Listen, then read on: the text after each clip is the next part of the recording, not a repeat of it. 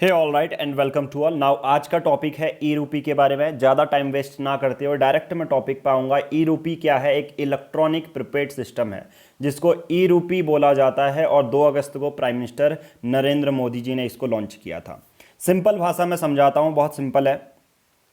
ई रूपी एक तरह से क्या है? कैशलेस और कॉन्टैक्टलेस मेथड है जहाँ पर गवर्नमेंट जो सर्विसेज हम अवेल करेंगे फ्री में, जिसमें सरकार हमें कुछ सब्सिडी देगी, उसके लिए ई रूपी जनरली बनाया गया है। यह उन क्षेत्रों के लिए जहाँ पर प्रॉपर डिलीवरी नहीं हो पाती है सर्विसेज की। अब होगा क्या? बहुत सिंपल है।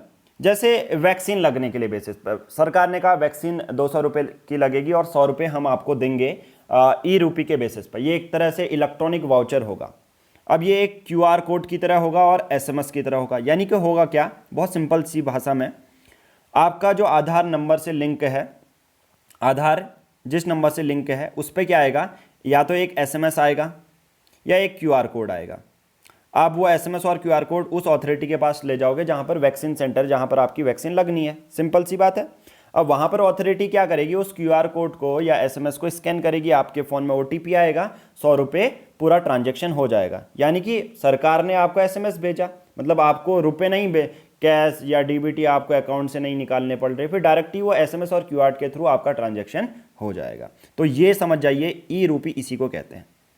यूजर्स रिडीम भी कर सकते हैं इस वाउचर को विदाउट नीडिंग ए कार्ड। आपको कार्ड की जरूरत नहीं है, डिजिटल पेमेंट ऐप की जरूरत नहीं है। एसएमएस और क्यूआर कोड से आपको एक क्यूआर कोड मिल जाएगा, मैं स्कैन करूंगा अपने फ़ोन पे, गूगल पे से मेरे पे 100 रुपये आ जाएंगे। तो समझ रहे हो कितना ज़्यादा ये इलेक्ट्रॉनिक सिस्टम बना दिया गया है।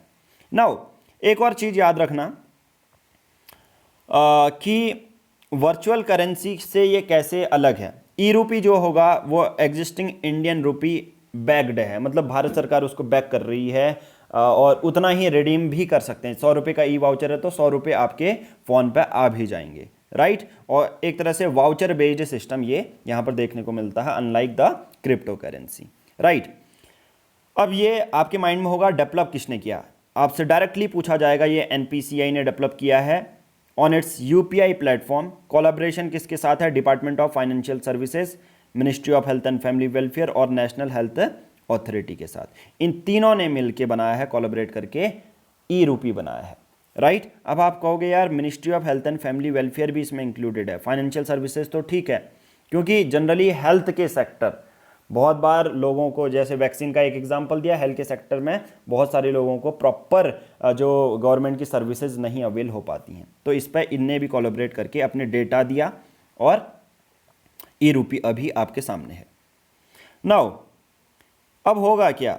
किस तरह से इसका यूज़ किया जा सकता है? इसका यूज़ बहुत सिंपल है यार। It is expected to ensure a leak proof delivery of welfare services and can also be use for delivering service under scheme meant for providing drugs, nutritional support, दवाइयाँ देने के लिए इसके काम आएगा। आपके पास एक क्यूआर कोड दे दिया जाएगा, प्रधानमंत्री जन आरोग्य योजना, फर्टिलाइजर सब्सिडी, किसानों को ये क्यूआर कोड दे दिया जाएगा। किसान ये क्यूआर कोड लेके जाएंगे, कहेंगे सरकार अथॉरिटी जो भी चला रही है, ये लो, ये स्कैन करो और हमको वो दो, डायरेक्ट क्या दो, हमें अपना फर्टिलाइजर दे दो, खाद दे दो, ठीक है। पहले होता क्या था? पहले क्या होता था? डीबीटी कर देते थे, डायरेक्ट बेनिफिट ट्रांसफ़र कर देते थे, वो पैसा डायरेक्ट आ जाता था। अब पैसा डायरेक्ट आएगा तो उसमें क्या होगा? उसको वो अल्कोहल खरीद लेगा या कुछ खरीद लेगा, या पैसा जाएगा ही नहीं। अब तो डायरेक्ट एसएमएस या क्यूआर कोड। अब उसी बंदे को क्यूआर कोड वो लेके जाएगा जिसके फ़ोन में रजिस्टर्ड है, अथॉरिटी के पास जाएगा। इससे ट्रांसपेरेंसी बनी रहेगी सर, लीक प्रूफ सिस्टम, क्योंकि बहुत बार करप्शन भी होता था, ठीक है। प्राइवेट सेक्टर में corporate social responsibility, even the private sector can leverage this digital voucher as a part of their employ welfare and CSR. Corporate social responsibility होती क्या? हर एक कंपनी को जो प्रॉफिट कमा रही है उसको सरकार के लिए रिस्पॉन्सिबिलिटी होती है कि वो कुछ पैसा दे अपने प्रॉफिट का, 2% 3%, ठीक है, जिसको सरकार शिक्षा स्वास्थ्य में खर्चा करती है। तो सीएसआर प्रोग्राम के तहत भी आप ई वाउचर दे सकते हो सरकार को। तो ये पूरा ई रूपी है। आई होप आपको समझ में आया होगा। 2 मिनट की सीरीज है, करंट अफेयर में बहुत ज़्यादा पूछी जाएगी। Thank you.